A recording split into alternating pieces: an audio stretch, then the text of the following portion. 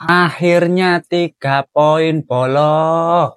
Setelah 5 pertandingan tidak pernah meraih kemenangan. Di pertandingan ke-6 Manchester United akhirnya bisa meraih 3 poin. Gimana ya? Kita semua sampai hampir lupa gitu loh rasanya memenangkan pertandingan gitu loh. Seru tadi ya, tapi selama 90 menit tadi jalannya pertandingan antara Manchester United melawan Brentford sangat menarik. Oh iya, sampai belum opening tadi lupa. Saking sumringai, soalnya menang lor ya. Halo dulur, selamat datang di Maido United, channel fans MU paling netral. Menang dipuji, kalah dibully. Di video kali ini kita akan fokus memuji Manchester United. Good job. Good job untuk Erik ten Hag. Akhirnya kamu masih bertahan sebagai pelatih di Manchester United. Selamat untuk sementara ini. Pasti semua orang mulai melihat, wah kayaknya ada perbaikan nih. Kayaknya ya nggak juga sih. Ya secara keseluruhan masih belum. Maka dari itu di video kali ini kita akan melakukan review pertandingan antara Manchester United melawan Brentford. Dengan skor akhir 2-1, menurutku ini sesuai prediksi kemarin ya. Kalau teman-teman melihat video preview sebelumnya, di akhir video aku sudah menyampaikan ya skor 2-1 cukup lah gitu. Alhamdulillah ternyata tembus. Ini gitu loh. Lek menang ini ya apa ya? Setiap ngomong itu nggak bisa berhenti tersenyum gitu loh. Ya sebelum kita membahas lebih jauh terkait jalannya pertandingan tadi, mari kita lihat skor dari masing-masing para pemain. Ya, dengan formasi 4-2-3-1 seperti biasa. Untuk Andre Onana sebagai penjaga gawang menurutku ya standar sih. Di babak pertama tadi ada satu save yang menurutku cukup bagus bagi Andre Onana. Namun cukup disayangkan di akhir babak ke-1 setelah tambahan waktu tadi ya, kebobolan dengan proses sepak pojok dari pemain Brentford dan lewat sundulan yang dengan akurat masuk ke gawang Andre Onana. Lalu untuk Matthijs de Ligt dan Jonny Evans ini 7,2 dan 6,8. Memang di pertandingan tadi Jonny Evans nggak terlalu kelihatan ya. Secara performa juga lebih bagus Matthijs de Ligt. Bahkan menurutku di pertandingan tadi meskipun Matthijs de Ligt ini sempat mengalami cedera ya karena kepalanya di babak pertama tadi terkena benturan oleh lutut pemain Brentford yang mana itu mengakibatkan pendarahan yang cukup banyak sampai beberapa kali apa ya telocoran lah istilahnya lek jare wong Jawa, telocoran lah sirahe. Dan Matthijs de Ligt menolak untuk diganti sampai akhir pertandingan. Menurutku harus ada kredit tersendiri ya terkait Matthijs de Ligt ini. Kalau aku lihat kayaknya memang Matthijs de Ligt ini benar-benar ingin menunjukkan ya, benar-benar ingin membuktikan bahwa dia juga pemain yang layak untuk menjadi starter. Dia adalah pemain yang hebat ketika bermain bersama Manchester United gitu loh. Dia adalah pemain yang bisa diandalkan di berbagai situasi gitu loh. Itu yang aku tangkap tadi ya dari penampilan de Ligt. Dan memang secara keseluruhan juga nggak ada masalah sih untuk Matthijs de Ligt, nggak ada individual error tadi, nggak ada, aman sih. Justru yang aku sayangkan performa dari Diogo Dalot di pertandingan tadi. Ya 6,7 ini memang wajar karena nggak terlalu kelihatan Diogo Dalot tadi, apalagi di babak pertama. Di babak kedua masih lumayan oke lah. Di babak pertama bener-bener nggak kayak biasanya. Padahal ini posisi asli dari Diogo Dalot loh, bek kanan. Justru dia tidak tampil maksimal di pertandingan tadi. Apa mungkin karena keseringan di bek kiri ya, akhirnya lupa caranya berpenampilan bagus sebagai bek kanan gitu loh. Sedangkan untuk Lisandro Martinez juga standar ya 7,2. Memang secara penampilan tadi cukup meyakinkan Lisandro Martinez, nggak ada kendala yang cukup signifikan selama 90 menit tadi. Selanjutnya kalau kita lihat untuk posisi double pivot ada Casemiro dan Christian Eriksen ya. Kalau kita lihat Casemiro tadi memang selama jalannya pertandingan tampil cukup bagus ya, bahkan di lini tengah dia menjadi tembok yang kokoh bagi Manchester United. Beberapa aliran bola dari pemain Brentford itu seringkali dipatahkan oleh Casemiro di lini tengah. Selain pertahanan yang cukup bagus dari Casemiro, pemain ini tadi juga beberapa kali menciptakan peluang, ada beberapa shot yang diarahkan ke gawang Brentford.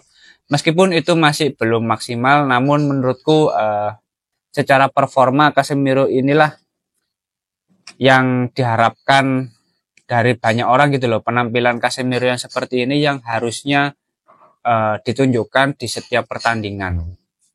Karena kalau kita lihat komposisi di lini tengah Casemiro, Christian Eriksen, dan Bruno Fernandes ini kan komposisi ideal sejak awal Erik ten Hag menjadi pelatih di Manchester United gitu loh. Selama jalannya pertandingan pun Casemiro tampak nyaman dengan komposisi seperti ini. Jadi ya wajar dengan skor 8 ini memang secara performa juga bagus. Ya mungkin menjelang akhir babak kedua tadi ditarik lebih awal karena ada indikasi cedera. Ya semoga nggak serius ya cedera yang dihadapi oleh Casemiro. Lalu untuk Christian Eriksen, ya Christian Eriksen ini secara performa juga ya standar lah. Karena tadi di babak pertama gimana ya, ada satu peluang di depan gawang, bener-bener di depan gawang, tinggal tendang aja kok tendangannya ya terlalu tinggi cuk, batalan itu sudah di depan kiper loh. Cuk melenceng wadoe Christian Eriksen iki. Biasanya gak ngono loh padalan. Tapi ya oke lah, nggak apa-apa. Selanjutnya untuk lini serang kita lihat dari Marcus Rashford, Bruno Fernandes, dan Alejandro Garnacho. Sebetulnya secara kualitas dan juga Rasmus Højlund secara keseluruhan menurutku untuk pemain di lini serang tampil cukup bagus. Yang membuat para pemain ini tampil cukup bagus menurutku karena cukup banyak menciptakan peluang. Lalu secara finishing tadi untuk 2 gol yang tercipta itu juga sangat bagus. Dan hal seperti inilah yang harusnya dipertahankan dan ditingkatkan lagi oleh para pemain di lini serang Manchester United. Karena kita lihat ya, di pertandingan tadi memang Marcus Rashford itu beberapa kali mau melakukan pressing, beberapa kali mau cut inside ke dalam kotak penalti. Meskipun masih belum bisa mencetak gol, tapi Marcus Rashford memberikan kontribusi assist di pertandingan tadi. Berkat gol pertama dari Alejandro Garnacho itu kan karena umpan crossing dari Marcus Rashford yang bisa diterima dengan baik oleh Alejandro Garnacho lewat first touch. Jadi langsung tendang, nggak pakai ditahan, dan itu keren menurutku.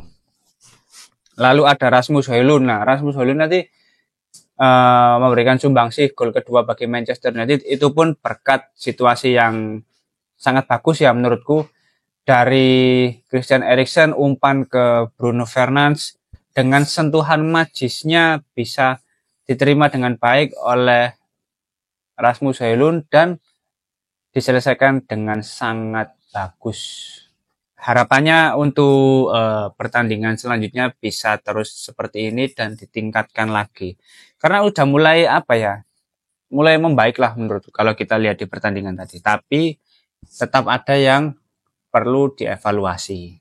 Sedangkan kalau kita lihat untuk para pemain pengganti, menurutku nggak ada yang istimewa ya, karena secara kualitas para pemain pengganti tadi mulai Joshua Zirkzee, Manuel Ugarte, Victor Lindelof, dan Nocer Mazraoui juga tidak memberikan kontribusi yang signifikan di babak kedua. Apalagi Joshua Zirkzee tadi kayak gimana ya? Dia ini kan memang bukan pemain yang jelek, tapi setiap kali ada peluang, setiap ada kesempatan, dia itu sering telat gitu loh dalam menerima bola. Lalu secara finishing first touch-nya di dalam kotak penalti seringkali kurang maksimal. Bayangkan tadi ada 2 peluang kalau nggak salah dari Joshua Zirkzee yang tidak bisa dimaksimalkan dengan bagus di dalam kotak penalti. Sayang sekali. Selanjutnya kalau kita lihat secara statistik, ya secara keseluruhan Manchester United mendominasi dari sisi penguasaan bola. Ya 51% berbanding dengan 49%. dengan expected goal 1,48. Ya, cukup bagus ya. Gak biasanya Manchester United memiliki expected goal seperti ini, dan itu bisa terlihat dari 2 gol yang sudah diraih oleh Manchester United di pertandingan tadi. Secara keseluruhan Manchester United menciptakan 23 shot dengan 11 yang on target. Nah, menurutku ini catatan yang cukup bagus karena apa ya, para pemain Manchester United ini lebih sering menciptakan peluang dalam mencetak gol ke gawang Brentford. Itu pun baru bisa membuahkan gol di babak kedua. Karena di babak pertama tadi menurutku meskipun banyak peluang terutama dari sisi Alejandro Garnacho ya, tapi secara finishing masih sangat buruk di babak pertama tadi. Sedangkan untuk pemain Brentford ini hanya 8 dengan 3 shot on target. Ya, sangat sedikit ya. Pemain Brentford kayak apa ya? Padahal di pertandingan sebelumnya Brentford ini tampil sangat meyakinkan loh. Tapi justru di pertandingan tadi kayak nggak seperti biasanya. Justru pemain seperti Bryan Mbeumo, lalu Damsgaard ini nggak bisa tampil dominan gitu loh. Bahkan sering kesulitan saat berada di dalam kotak penalti. Nah, selanjutnya untuk pelanggaran juga nggak berbeda jauh, 4 berbanding 5. Lalu untuk operan ini juga tidak berbeda jauh ya, karena memang di pertandingan tadi Manchester United lebih sering memaksimalkan situasi-situasi counter attack, melakukan direct football, jadi langsung dari Andre Onana long ball ke depan dan diterima dengan baik oleh para pemain di lini serang Manchester United. Jadi di pertandingan tadi kalau kita lihat lebih jauh ya, mulai dari babak pertama, pertandingan Manchester United di babak pertama dan babak kedua itu sangat berbeda secara kualitas bermain, secara intensitas, secara motivasi itu sangat berbeda. Ini yang masih menjadi pertanyaan ya, mengapa Manchester United itu tidak bisa konsisten selama 90 menit. Itu yang menjadi kritik di pertandingan kali ini. Karena apa? Karena di babak pertama, Manchester United itu masih sangat kesulitan dalam mencetak gol. Memang cukup banyak peluang di babak pertama, tapi secara finishing sangat buruk. Lalu secara pemposisian para pemain ini sering bertabrakan, masih sering salah passing. Sampai apa ya, sempat bingung juga, maksudku di laga kandang di babak pertama kok yang kita lihat mengapa tidak meyakinkan gitu loh permainannya ditunjukkan oleh Manchester United. Secara game plan kok kayak nggak jelas gini loh, kayak para pemain ini nggak bisa menerapkan taktik yang diinginkan oleh Erik ten Hag. Dan itu yang aku lihat di babak pertama, kesannya kayak ya berusaha nyerang aja gitu loh, kayak nggak ada sistem yang berjalan gitu loh. Dari Andre Onana pun langsung main direct football, langsung ke depan gitu loh, nggak kayak biasanya yang berusaha build up serangan dari bawah gitu, jarang terjadi tadi. Ya mungkin menyesuaikan lawan atau mungkin akhirnya Erik ten Hag menyadari bahwa untuk komposisi pemain yang ada saat ini itu memang kesulitan kalau mau mendominasi secara ball possession, mau build up serangan dari bawah gitu. Berbeda kok di babak pertama tadi, bahkan kelihatan lebih lempeng gitu ya para pemain Manchester United. Dan di babak pertama tadi kan sempat ada beberapa situasi yang cukup mengkhawatirkan bagi Manchester United, yaitu pendarahan dari Matthijs de Ligt akibat benturan lutut dari pemain Brentford. Meskipun begitu, Matthijs de Ligt tetap berusaha profesional menyelesaikan pertandingan selama 90 menit dan tidak ada individual error di pertandingan tadi. Menurutku itu sangat bagus. Yang menjadi kritik di babak pertama adalah ketika tambahan waktu 4 menit ya tadi, tendangan sepak pojok dari Brentford itu bisa dimaksimalkan dengan baik di depan gawang Andre Onana dan membuahkan gol menjelang akhir babak pertama tadi. Ya menurutku itu sangat disayangkan ya, karena selain gol yang tercipta dari pemain Brentford, menurutku gol itu juga sudah melebihi tambahan waktu yang diberikan oleh wasit. Karena kan tambahan waktu di babak pertama tadi 4 menit. Dan gol itu tercipta di 49 lebih lah. Ini kan agak gimana ya? Oke lah, kalau kita kembali ke aturan dari FIFA, memang di babak pertama tadi beberapa kali pertandingan sempat terhenti karena situasi dari Matthijs de Ligt. Bahkan Matthijs de Ligt sempat telocoran lagi lah kepalanya karena pendarahan itu tadi. Sempat melipir lagi ke lapangan, terus bermain lagi, terus sempat telocoran lagi 2-3 kali lah tadi. Mungkin itu yang menjadi alasan mengapa di babak pertama tadi pertandingan baru berakhir di menit sekitar 50-an lah. Skor 0-1 menurutku harus menjadi fokus tersendiri bagi Manchester United kalau misalkan ingin meraih kemenangan. Dan itu terbukti di babak kedua itu benar-benar berubah secara tempo permainan, secara mentalitas, secara motivasi itu sangat jauh berbeda dibandingkan babak pertama.